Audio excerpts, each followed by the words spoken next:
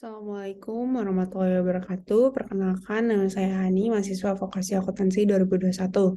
Hari ini saya akan menjelaskan modul tema 15 Bahasa Indonesia, yaitu Unit 2, Kesempatan itu Menyenangkan.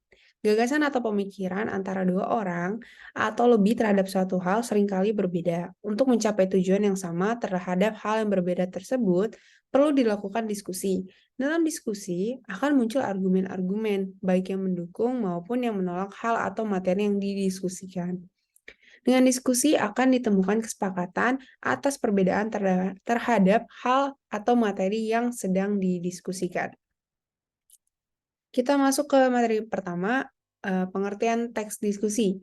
Diskusi adalah salah satu bentuk aktivitas untuk bertukar pikiran atau gagasan yang dilakukan oleh dua orang atau lebih. Selain itu, untuk mendapat kesepahaman atas gagasan atau pendapat yang dibicarakan, diskusi juga dapat memperluas pengetahuan dan menambah pengalaman.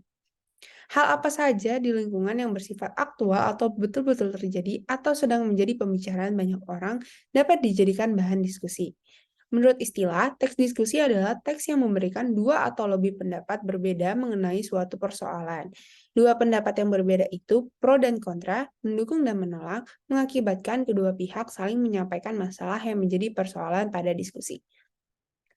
Kemudian kita masuk ke materi selanjutnya, yaitu struktur teks diskusi.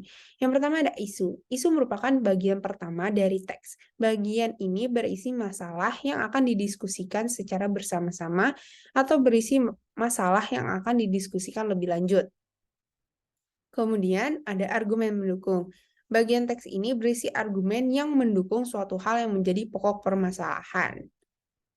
Kemudian ketiga ada argumen menolak. Bagian ini biasanya menyatu dengan argumen yang mendukung sebagai bagian kedua teks diskusi. Akan tetapi ada pula yang meletakkannya terpisah. Di sini argumen yang dikemukakan justru menolak hal yang menjadi perkara utama dalam diskusi. Dan yang terakhir adalah simpulan. Bagian terakhir dari teks diskusi, bagian ini berisi kesimpulan dan rekomendasi tentang masalah yang sedang dibahas. Umumnya berupa jalan tengah antara pihak yang mendukung dan pihak yang menolak mengenai sesuatu pada masalah tersebut. Materi yang selanjutnya adalah fungsi, tujuan, dan kaidah kebahasaan teks diskusi. Yang pertama ada tujuan. Sebagai wacana teks diskusi mempunyai fungsi sosial tertentu. Fungsi sosial teks diskusi adalah untuk melihat suatu masalah dari berbagai perspektif atau dari berbagai sudut pandang sebelum dicapai atau dibuat keputusan atau rekomendasi untuk dilaksanakan. Yang pertama tujuannya adalah untuk bisa menyadari dan menguji bukti sistem nilai, pendapat dan respon dari suatu gagasan atau orang lain. Yang kedua, untuk menguji secara bersama mengenai suatu gagasan yang dikemukakan oleh orang lain. Yang ketiga, untuk saling bertukar pikiran dan pandangan baru. Yang keempat, untuk belajar menyampaikan dan menanggapi keterangan yang relevan. Yang terakhir adalah untuk mengaitkan data dan keadaan berdasarkan banyak pandangan orang lain dan latar belakang yang berbeda-beda. Selanjutnya adalah kaidah kebahasaan. Yang pertama adalah kalimat yang menunjukkan waktu sekarang. Teks diskusi menggunakan kalimat yang menunjukkan waktu sekarang karena biasanya berbicara tentang permasalahan aktual. Kata-kata yang digunakan menunjukkan waktu kini, waktu yang menunjukkan apa yang sedang terjadi. Contohnya, biasanya teh disajikan ketika ada kunjungan tamu, pertemuan, atau bagian dari sarapan pagi dan bersantai di malam hari.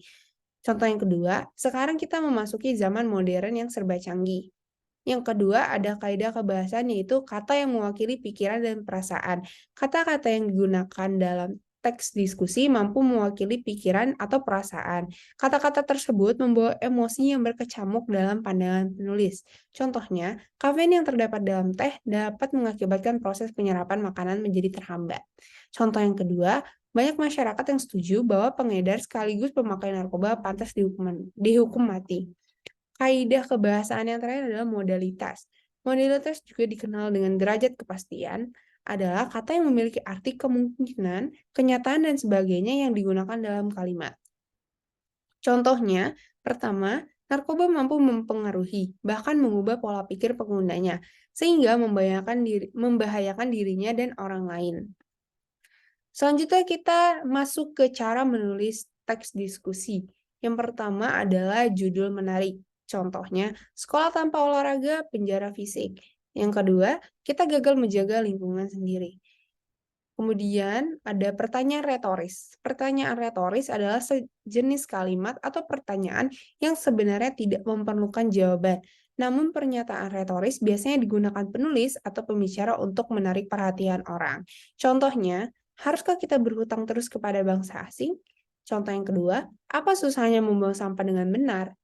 Yang ketiga ada bahasa emotif. Bahasa emotif adalah ungkapan yang mampu melibatkan perasaan emosi, perasaan dan pikiran orang untuk bertindak melakukan sesuatu seperti yang penulis pikirkan. Contohnya, sangat jelas warga negara wajib pajak yang tidak patuh membayar pajak seperti penyewa rumah yang tidak mau membayar sewa rumahnya. Kemudian ada kata ganti personal.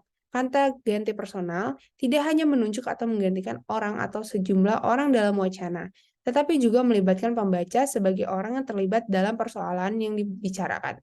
Contohnya, saya sangat yakin Anda tidak bakal setuju dengan gagasan aneh bahwa, yang kedua, Anda pasti sedang bercanda, Anda berpikir bahwa, yang kelima adalah pernyataan topik jelas. Pernyataan topik jelas adalah tuturan yang menimbulkan keadaan baru dengan mengujarkan kata-kata. Karena itu, kata-kata yang digunakan hendaknya jelas artinya, mudah dimengerti dan tidak menimbulkan salah tafsir.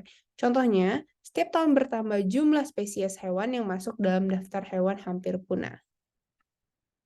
Sekian presentasi dari saya. Mohon maaf jika ada banyak salah kata. Wassalamualaikum warahmatullahi wabarakatuh.